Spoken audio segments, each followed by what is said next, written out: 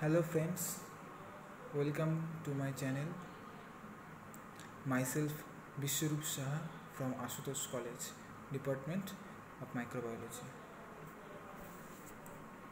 So প্রথমেই সকলের কাছে আন্তরিক ভালোবাসা এবং সকলকে শ্রদ্ধা জানিয়ে এবং সকলকে প্রণাম জানিয়ে আজকে আমি আমার এই নতুন ইউটিউব চ্যানেলটি চালু করছি বা শুরু করছি। আমার মেইন ফোকাসটা হলো ইউটিউব চ্যানেলটা ক্রিয়েট করার মেইন কারণটা এটাই যে এখন যে সিচুয়েশান, মেনলি এই যে কোভিড-19 সিচুয়েশান, এই যে প্যান্ডেমিক বিগত 2 বছর ধরে 2020 থেকে 2021 এখন তো চলছে, আর জানি না যে কতদিন চলবে এই কোভিড-19। সো এই কোভিড-19-এ যে পড়াশোনার যে সিচুয়েশান, সো সেই সিচুয়েশানটাও কিন্তু মারাত্মক। কারণ আমরা দেখলাম যে এইচএসের মতন এক্সাম এবং মাধ্যমিকের মতন এক্সামও ক্যান্সেল হয়ে গেছে। তো সেই সমস্ত ছাত্ররা এত বছর ধরে মানে মেনলি 1 বছর ধরে যা পড়াশোনা করেছে, তাদের যে এত দিনের যে যা খাটনি, সমস্ত কিছু কিন্তু বৃথা গেল। কিন্তু তাদেরকে কিন্তু ভেঙে ফেললে চলবে না, তাদেরকে মোটিভেটেড থাকতে হবে। এবং তাদেরকে মোটিভেটেড থাকার জন্যই কিন্তু আমি এই নতুন ইউটিউব চ্যানেলটি চালু করছি, যেখানে বিভিন্ন রকম ধরনের মোটিভেটেড বিষয় এবং স্টাডি মেটেরিয়াল, স্টাডি প্ল্যান, বিভিন্ন ধরনের স্ট্র্যাটেজি কী হতে পারে স্টাডি বিষয়ে, সে সমস্ত বিভিন্ন ধরনের পড়াশোনা নিয়ে আমরা কিন্তু এখানে আলোচনা করবো। এবং মেনলি বিভিন্ন টপিক নিয়ে বিভিন্ন ধরনের টপিক নিয়েই আমি কিন্তু ভিডিও করার চেষ্টা করব এবং সকলকে বোঝানোর চেষ্টা করব। মেনলি যারা এইচএস পাস করেছে, যাদের এখন ইচ্ছে বা যাদের এখন ড্রিমস বলতে পারো যে নিটের জন্য প্রিপারেশন নেওয়া বা আর অন্যান্য মেডিকেল যে সমস্ত স্ট্রিমে যাওয়ার জন্য বিভিন্ন ধরনের এক্সাম দিতে হবে, তার জন্য কিন্তু আমাদের অবশ্যই এই এইচএসে যে বই আমরা পড়তাম, যে আমরা ওয়েস্ট বেঙ্গল বোর্ডে যে বইটা, মেনলি আমি তো ছায়াকে রেফারেন্স করি। তো অবভিয়াসলি হোপফুলি সকলেই হয়তো ছায়া প্রকাশনীকেই পড়ছো বা পড়েছ, বা অন্য ছায়া প্রকাশনী ছাড়াও আছে অনেক। যাই হোক, তো আমি যেগুলো পড়াবো সব কিছু ছায়া প্রকাশনী থেকে মেনলি পড়ানোর চেষ্টা করাবো। এবং তার পাশাপাশি এনসিইআরটি কিন্তু অবশ্যই লাগবে, কারণ নিট ক্র্যাক করতে গেলে অবভিয়াসলি যেটা আমাদের মেন অস্ত্র বলতে পারো, সেটা হলো কিন্তু এই এনসিইআরটি বই পড়লে আর কিচ্ছু লাগবে না, একদম মানে ধ্রুব সত্য কথা বলতে পারো। কিন্তু এনসিইআরটি বইকে একদম খুঁটিয়ে পড়তে হবে, তাহলে কিন্তু সেটা সম্ভব, নাহলে কিন্তু অবশ্যই সম্ভব নয়। এনসিইআরটি না পড়লে নিট ক্র্যাক করা সম্ভব নয়। তো কীভাবে আমরা পড়বো সেই এনসিইআরটি বইয়ের পাশাপাশি সেই এইচএসের বইটা কীভাবে পাশে রেখে পড়বো, কতটুকু কী লাগবে কি না লাগবে, যারা 11 পাস করে 12-এ উঠছ তাদের জন্য অবশ্যই কিন্তু গুরুত্বপূর্ণ এবং ইম্পর্টেন্ট। এবং যারা 10 পাস করে সায়েন্স নিয়ে পড়বে বলে ভাবছো 11-এ, তাদের জন্য অবশ্যই, কারণ আমি এখানে 11-12-এ অবশ্যই বিভিন্ন ধরনের টপিক ওয়াইজ ভিডিও বানাবো। তোমরা বিভিন্ন ধরনের কমেন্ট সেকশনে লিখবে যে কোন টাইপসের ভিডিও তোমাদের প্রয়োজন, পছন্দ বা দরকার, সেই অনুযায়ী আমরা কিন্তু অবশ্যই ভিডিও বানানোর চেষ্টা করব এবং যথাযথভাবে তোমাদের সাহায্য করার চেষ্টা করব। এবং তোমরা যদি আমার কমেন্ট সেকশনে লেখো, বিভিন্ন ধরনের লাইক বাটন ক্লিক করো, সাবস্ক্রাইব করো এবং শেয়ার করো, তাহলে আমি নিজে মোটিভেটেড থাকবো, তোমাদের সকলকে মোটিভেটেড করার চেষ্টা করব। সো প্লিজ সাবস্ক্রাইব এবং পাশে থাকা বেল আইকনে ক্লিক করুন ক্লিক করো এবং লাইক শেয়ার করতে ভুলবেন না প্লিজ। সো আমরা আজকে শুরু করব ক্লাস 12-এর একটি চ্যাপ্টার। খুব অল্পইভাবে শুরু করছি, যেহেতু এটা আমার প্রথম চ্যানেল, তো তাই আজকে খুব অল্পই শুরু করব। সেটা হলো সলিড স্টেট। আমরা বের করে নিয়েছি ইতিমধ্যে আমাদের সেই বই, রেফারেন্স বই ছায়া প্রকাশনী, যেহেতু আমি প্রেফার করতাম তাই ছায়া প্রকাশনীকেই আমি বলছি। তো প্রথমেই আমাদের যেটা আমাদের প্রথমে পড়তে হবে, সেটা হলো সলিড স্টেট, অর্থাৎ কঠিন অবস্থা। তো প্রথমে যেটা আমাদের আছে এখানে কী বলেছে, যে কোনো পদার্থের 3টি ভৌত অবস্থা বর্তমান, তাই তো? কারণ যে কোনো পদার্থই বলতে গেলে আমরা প্রথমে আমাদের যে উদাহরণটা লাগবে সেটা হলো কিন্তু জল যখন আমাদের এমনি এটা সাধারণভাবে যদি ধরি যে আমরা জলকে যদি আমরা ফ্রিজে রাখি, তাহলে কী হবে, সেটা বরফ হয়ে যাবে, তার মানে সেটা তার কঠিন অবস্থা, যেটা সলিড স্টেট। এবং জলকে নর্মাল অবস্থায় রাখলে, যে জল আমরা পান করছি ড্রিঙ্কিং ওয়াটার, সেই জলটা কিন্তু লিকুইড অবস্থায় আছে। এবং সেই একই জলকে যদি মানে রান্নাঘরে গিয়ে রান্নার গ্যাসে যদি ফোটাতে থাকি, ফুটন্ত জল, সেটা কিন্তু আমাদের বাষ্প হয়ে চলে যাবে, অর্থাৎ সেটা হলো আমাদের কিন্তু গ্যাস। তাহলে গ্যাসীয়, তরল এবং কঠিন, অর্থাৎ gas, liquid and solid state. তো প্রথমে কী বলেছে, এখানে একটি নির্দিষ্ট চাপ এবং উষ্ণতা কোনো পদার্থের গ্যাসীয়, তরল না কঠিন অবস্থায় থাকবে তা নির্ভর করবে তা উক্ত পদার্থের সেই গঠনকারী কণাগুলির উপর। সো সেখানে পরমাণু থাকতে পারবে, অণু থাকতে পারবে এবং আয়ন্স থাকতে হবে, যেগুলো তাদের তাপীয় যে সাম্য অবস্থা এবং সেই আকর্ষণীয় যে বল, সেই আকর্ষণ বলের মিলিত প্রভাবের ওপর। সো এটা আমাদের এতটুকু পড়লেই কিন্তু এনাফ। তো আমার এখানে মেন যেটা লাগবে সেটা হলো যে সমস্ত কঠিন পদার্থের ক্ষেত্রে আমরা যেটা পড়ছি সলিডের ক্ষেত্রে কিন্তু অবশ্যই মাথায় রাখতে হবে যে তাদের যে কণাগুলো, অণু পরমাণু কণাগুলো, তারা কিন্তু একে অপরের সাথে এতটাই দৃঢ়ভাবে আকর্ষিত হয়েছে, যাকে আমাদের ইংলিশে বলা হচ্ছে রিজিডিটি। এই যে রিজিডিটি কথাটা কিন্তু আমাদের অবশ্যই এনসিইআরটি যে বইটা আমরা পড়ে দেখা হচ্ছে, এইটুকু পার্টটা হয়ে গেলেও আমার এনসিইআরটি এবং এইচএস দুটোকে কিন্তু পাশাপাশি রেখে, দুটো বইকেই পাশাপাশি রেখে দেখা হয়। তো এই সেই কঠিন পদার্থের বিভিন্ন কণাগুলো একে অপরের সাথে কিন্তু অত্যন্ত দৃঢ়ভাবে আছে এবং তাদের তাপীয় শক্তি, যে সেই তাপীয় শক্তিটা এবং আন্তঃআণবিক আকর্ষণ বলে মিলিত প্রভাবের উপর তারা কিন্তু অবশ্যই নির্ভর করছে, জন্য তারা কিন্তু অত্যন্ত রিজিডিটি এবং অসংযম হয়। এই অসংযম বোঝা যাচ্ছে, যেটাকে ইনকম্প্রেসিবল বলা হচ্ছে, এইখানে লিখে দেওয়া আছে সেই ইনকম্প্রেসিবল, বোঝা যাচ্ছে। সেই যে রিজিডিটি যেটা বললাম, সেই দৃঢ় হয়। তো আরেকটি যেখানে মাথায় রাখতে হবে যে পদার্থের কঠিন অবস্থায় গঠনকারী যে সমস্ত কণাগুলি, সেই কণাগুলি পরস্পরের মধ্যেকার যে আকর্ষণ বল তাদের তাপীয় শক্তি অপেক্ষা অবশ্যই অনেকটাই বেশি হয়, জন্য তারা কিন্তু অত্যন্ত দৃঢ়ভাবে থাকছে, অর্থাৎ তারা কিন্তু সলিড, সেই সলিড স্টেট থাকছে।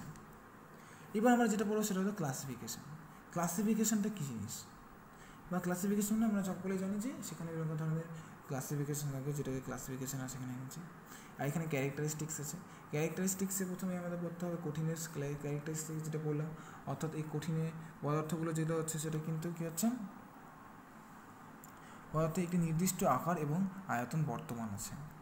আর কী হচ্ছে, তরল বা গ্যাসীয় পদার্থের তুলনায় কঠিন পদার্থের গঠনকারী কণাগুলি পরস্পরের মধ্যেকার আকর্ষণ অনেক বেশি, অর্থাৎ আমরা যা ডেফিনেশনে পড়েছি সেই ডেফিনেশনে পড়াটাই কিন্তু আমাদের এখানে বলেছে।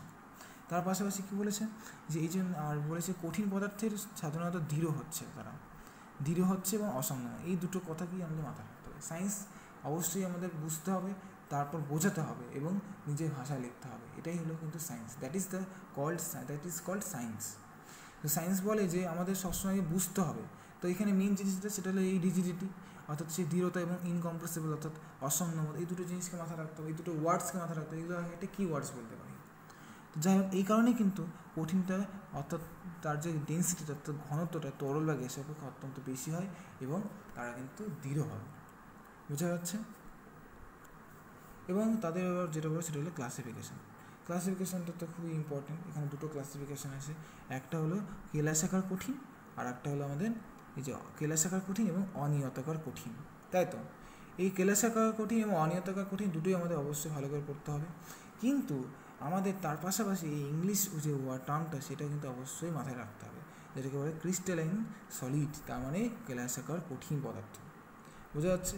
তো এটার যে ডেফিনেশন বলেছে কি, যে সমস্ত কঠিন পদার্থের যে আকার, গলনাঙ্ক নির্দিষ্ট, যেটাকে বলে মেল্টিং পয়েন্টটা অবশ্যই এটা স্পেসিফিক থাকবে, এবং গঠনকারী যে কণাগুলো সেটা যে সেই অণু, পরমাণু, আয়ন্স, সেগুলো কিন্তু সুনির্দিষ্ট সুশৃঙ্খলভাবে তারা কিন্তু বিন্যস্ত থাকছে, এবং বিন্যাসের এই যে শৃঙ্খলটা সেটা লং রেঞ্জ অর্ডার, কি বলেছে, লং রেঞ্জ অর্ডার অবধি বিন্যস্ত হচ্ছে। So that is called crystalline solid, or এটাকে বলা হচ্ছে কেলাসাকার কঠিন পদার্থ। তাহলে এখানে কী কী আমাদের কিওয়ার্ডস মাথায় রাখতে হবে, অবশ্যই পড়ার সময় কিওয়ার্ডস আমাদের কিন্তু খুঁজতে হবে, এগুলোই খুঁজতে হবে যে আকার এবং গলনাঙ্কটা তাহলে নির্দিষ্ট থাকছে, তাদের অণু, পরমাণু, আয়নগুলো সুনির্দিষ্ট হচ্ছে, সুশৃঙ্খলভাবে থাকছে, এবং লং রেঞ্জ অর্ডার অবধি তাদের চেনটা থাকছে, লং রেঞ্জ অর্ডার অবধি, অর্থাৎ তাদের এই বিন্যাসের শৃঙ্খলটা বহুদূর পর্যন্ত বিস্তৃত। So that is called crystalline solid. এবার তাদের আমাদের বৈশিষ্ট্যগুলো কী কী আছে, তার আগে আরেকটা জিনিস যেটা মাথায় রাখতে হবে সেটা হলো আমাদের এই হলো উদাহরণ, এক্সাম্পলগুলো মাথায় রাখতে হবে, যেটা আমি যেখানে লিখেছি যে এনসিইআরটি থেকে সলিড স্টেট আছে। সো ক্রিস্টালাইন সলিড, সেই ক্রিস্টালাইন সলিডের মধ্যে আছে NaCl মানে সোডিয়াম ক্লোরাইড, KCl অর্থাৎ পটাশিয়াম ক্লোরাইড, তাছাড়াও কোয়াটার আছে, এছাড়া আরও অনেক কিছু নাম আছে যেটা আমাদের এখানে বলেছে, যে কোয়াটার বা সুক্রোজ আছে, হিরক আছে মানে হীরা যেটা, সেগুলো সবগুলোই কিন্তু এই কেলাসাকার কঠিনের উদাহরণ। তাহলে এখান থেকে আমরা কেলাস শাখা কঠিনের ডেফিনেশন পড়বো, তার পাশাপাশি তার উদাহরণটা অবশ্যই দেখতে হবে। এবার যাদের বৈশিষ্ট্যগুলো, আমার বৈশিষ্ট্যগুলো দেখো বা পড়ার কিন্তু কোনো প্রয়োজন হবে না। কেন প্রয়োজন হবে না? তার কারণ যে ডেফিনেশন পড়েছি, ডেফিনেশন যদি যে ভালোভাবে বুঝতে পারবে তার আর বৈশিষ্ট্য পড়ার কোনো প্রয়োজনই নেই, দেখারই দরকার নেই। কারণ এখানে যা বলেছে তা সেম আছে। এখানে কী বলেছে? কঠিনটি নির্দিষ্ট জ্যামিতিক আকার, তেমন আকার আর গলনাঙ্কটা সুনির্দিষ্ট, ওটাই এখানে বোঝাতে চেয়েছে। এই যে গলনাঙ্ক নির্দিষ্ট পরের লাইনে বলেছে, লিমতাপটা নির্দিষ্ট হচ্ছে। এছাড়া তারা কিন্তু দৃঢ় এবং অংশম, যেটা আমরা এখানেই পড়ে নিয়েছি, তাই তো, ওটাই আমাদের কিন্তু এখানে আবার বলেছে,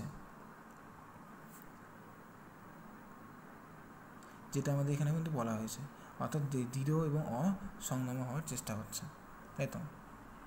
তাই আর মেন যেটা এখানকার পড়তে হবে সেটা খালি এই একটা পয়েন্ট এখান থেকে খালি ভালো করে পড়তে হবে, সেটা হলো কেলাস শাখা কঠিনগুলি অসমসহক অর্থাৎ অ্যানআইসোট্রফিক অর্থাৎ অসমস্বরক হয়ে থাকে। কারণ অর্থাৎ এইরকম ধরনের পদার্থের বিভিন্ন ভৌত ধর্মগুলো, অর্থাৎ বৈদ্যুতিক রোধ, তাপীয় পরিবাহিতা, প্রতিসরাঙ্ক, এগুলো যেগুলো আছে, তাপীয় প্রসারণ, সমস্ত কিছু এদের মান পরিমাপনের অভিমুখের উপর কিন্তু নির্ভর করছে। তার একটা উদাহরণ আমরা যদি বলি, এই উদাহরণটা অবশ্যই আমাদের পড়তে হবে।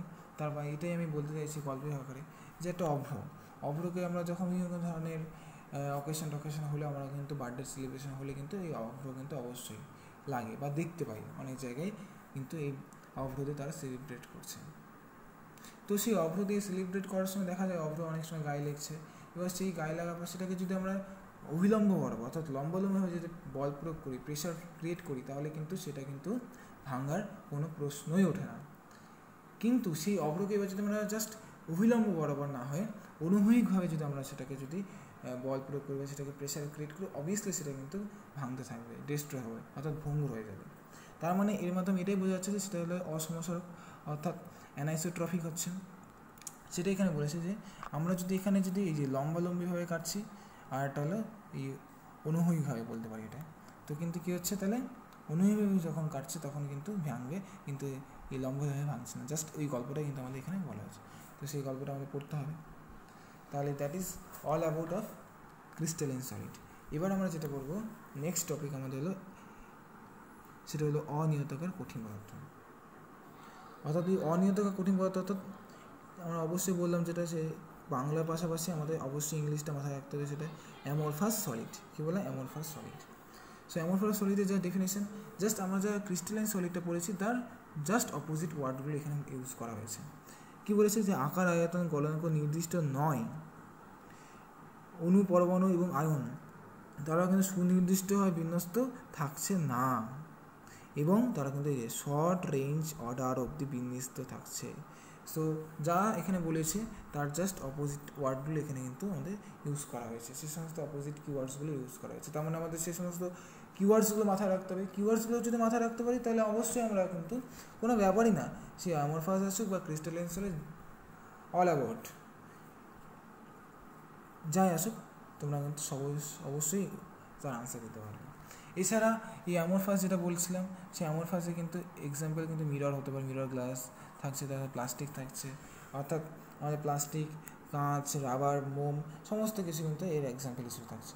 ঠিক সেই রকমভাবে বৈশিষ্ট্য তাদের সবই সেম আছে, যে এরা নির্দিষ্ট আকার আয়তন নেই, সুশৃঙ্খলভাবে বিন্যস্ত তারা থাকছে না, তারপর তারা কিন্তু অনিয়তাকার কঠিন গলনাঙ্ক নির্দিষ্ট হচ্ছে না।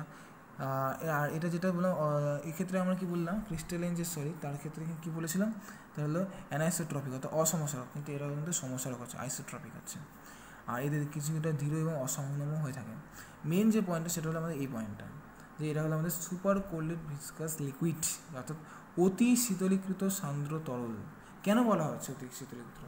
ওটাই বলেছে যে অনিয়ন্ত্রকার পদার্থের সঙ্গে তরল পদার্থ যেটা লিকুইডের অনেকটা মিল আছে, সাদৃশ্য লক্ষ্য করা যায়।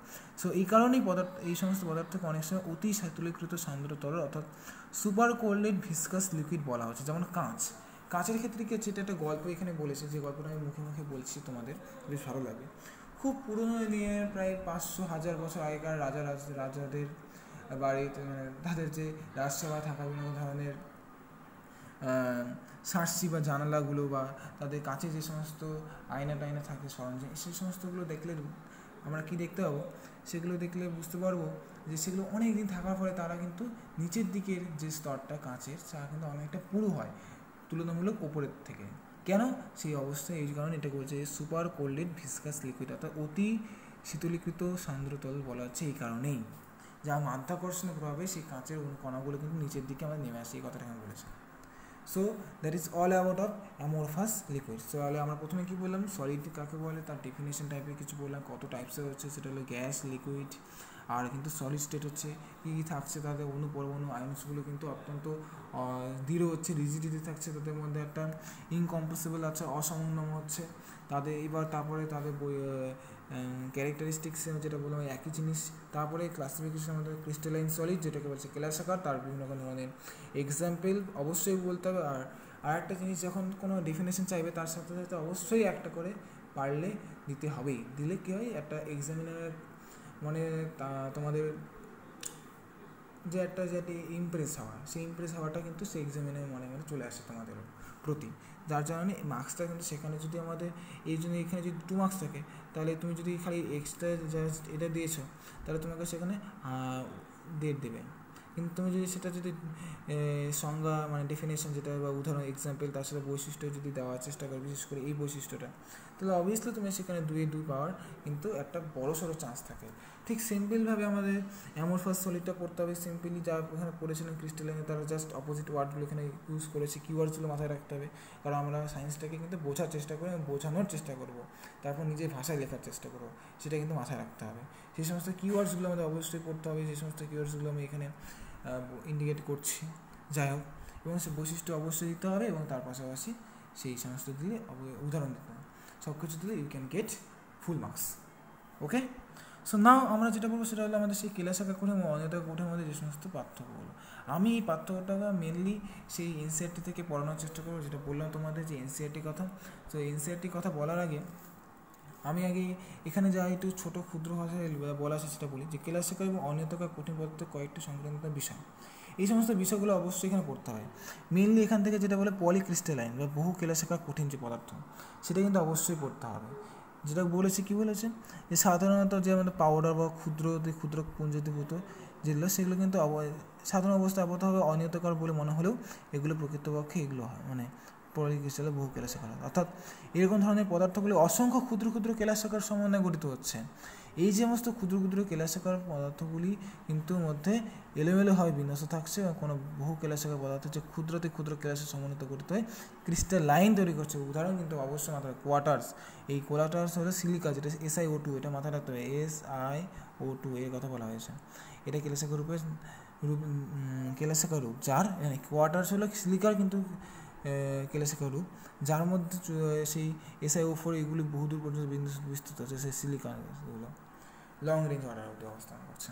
যে যাই হোক, ওই একই ঘটনা যেটা আমি বললাম গল্পের আকারে, যে বহু পুরাতন তুমি বাড়ি জানলা সার্সিগুলো কেন ওরকম হয়, ওই জিনিসটা আমি বলেছি, তো তোমরা এখান থেকে পড়ে নেবে।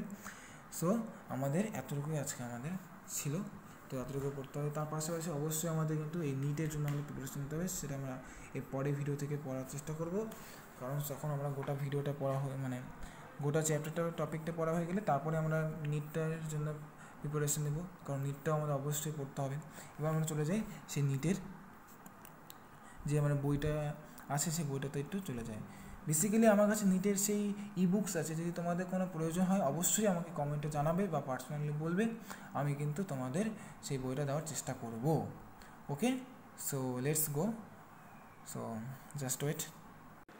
সো আমরা চলে এসেছি আমাদের সেই এনসিইআরটি, যেটা বললাম যে বুক আমার কাছে আছে, সো এই বুকটাই আমাদের অবশ্যই পড়তে হবে।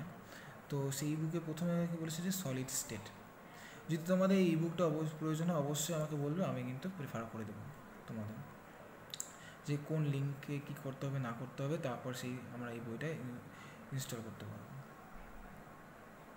তাহলে আমাদের চলে এসেছি এখানে, যে কী বলেছে, from our earlier studies we know that liquids and gases are called fluids because of their ability to flow, তার মানে তাদেরকে ফ্লুইডস বলা হচ্ছে কারণ তাদের অ্যাবিলিটিটাই হলো ফ্লো, তাদেরকে বহন করতে হচ্ছে। So the fluidity in both of this states is due to the fact that the molecules are free to move about. On the contrary, the constituent particles in solids have fixed positions and can only oscillate about their mean position. Just এখানে এই সমস্ত গল্পগুলো বলেছে, বোঝা গেল সেই সমস্ত গল্পগুলো এখানে যা দেওয়া আছে। সো নেক্সট আমাদের যে পার্ট, এটা কিন্তু দেখতে পাচ্ছ তোমরা সকলেই যে 2020-2021 অর্থাৎ নিউ এডিশন হবে। এবার কী বলছে, general characteristics of solid state. Solid স্টেটের যে সমস্ত জেনারেল ক্যারেক্টারিস্টিক্সগুলো সেগুলো আমরা জাস্ট পড়বো, এই সমস্ত পয়েন্টসগুলোতে চলে আসে আমার একবারে।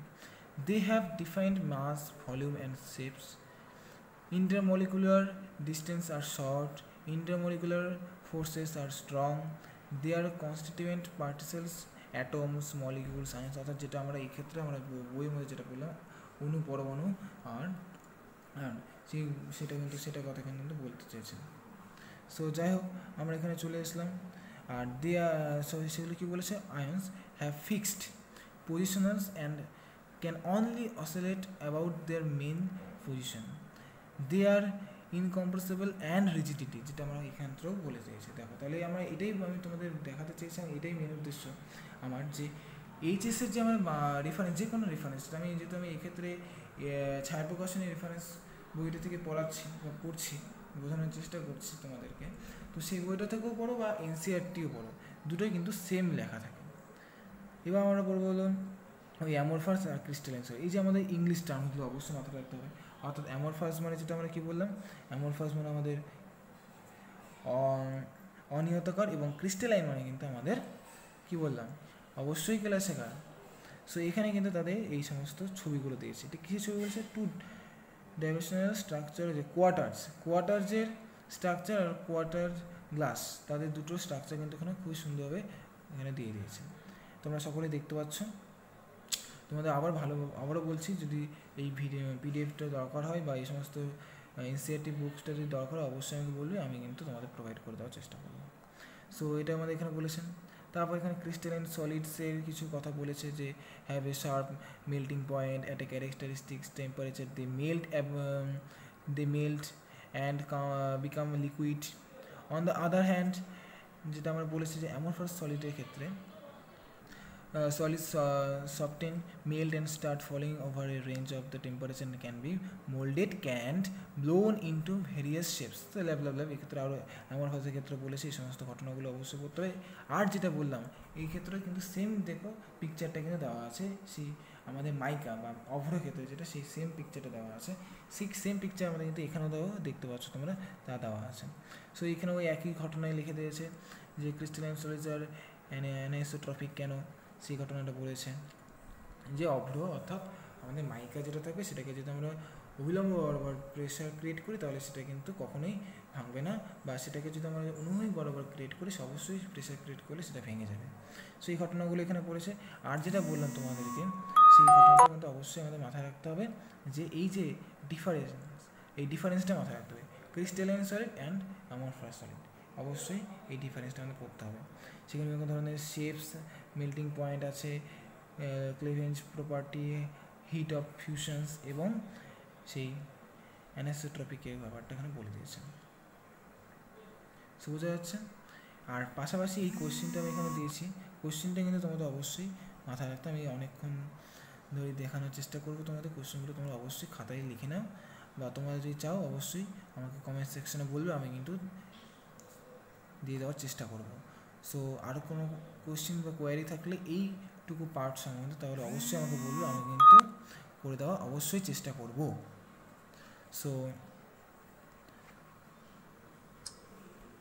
So that is this part. Okay, তাহলে আমরা যেটা এখানে প্রথমে বললাম যে এই যে পার্টটা কথা বললাম ক্রিস্টাল কঠিন অনিয়তাকার অর্থাৎ ক্রিস্টালাইন অ্যান্ড অ্যামরফাস সলিডের ক্ষেত্রে এর সবথেকে ভালো একবার এখান থেকে পড়ে নেওয়া, তাই তো। আর এখান থেকে পড়ে নিলে একবারে তাহলে কিন্তু তোমাদের একবারে হয়ে যাচ্ছে। সো এখান থেকে তোমরা অবশ্যই পড়ে নিতে পারো। দেখতে পাচ্ছ যে শেপ মেল্টিং পয়েন্টটা কার কীরকম আছে, গ্লিভেঞ্জ প্রপার্টিটা কি আর কি আছে, হিট অফ ফিউশনটা কী হচ্ছে, অ্যান্ড দেন তারপরে অ্যানিসোট্রপিকের ব্যাপারটা বলতে হবে। যা আমরা বাংলা এই রেফারেন্সে পড়েছি ছায়াপ্রকাশনের সেম ঘটনাগুলি দেওয়া আছে, কিন্তু তার মানে এনসিআরটি যে খুব যে আলাদা তা না, কিন্তু একদমই নয়। তোমরা যদি ভালো করে যদি স্টাডি করো তাহলে দেখবে সমস্ত ব্যাপারটা কিন্তু সেম, সব দিকে কিন্তু একই রকম ব্যাপারগুলো কিন্তু আমরা এখানে দেখতে পাবো, বা বেসিক্যালি সেই সমস্ত বিষয়গুলো থাকবে। এবং এই যে কোশ্চেনগুলো আমরা যা দেখতে পাচ্ছি, এই কোশ্চেনগুলো কিন্তু অবশ্যই করতে হয়েছে। Why are solids rigids, why do solids have a definite volume and lab lab lab, এই সমস্ত কোশ্চেনগুলো বেসিক্যালি 4টা কোয়েশ্চেন। নেক্সট আমরা যেটা করবো সেটা হলো ক্রিস্টালাইন ক্লাসিফিকেশন, যেটা আমরা নেক্সট চ্যাপ্টারে মানে নেক্সট যে ভিডিও আমরা আপলোড করবো সেই ভিডিওতে দেখতে হবে। সো এর জন্য এতটুকুই। সো দেখা হচ্ছে আমাদের আবার নেক্সট ভিডিওতে, সকলের সাথে আবার নেক্সট ভিডিওতে দেখা হচ্ছে। তো ততক্ষণ till then bye bye and good night everyone, by.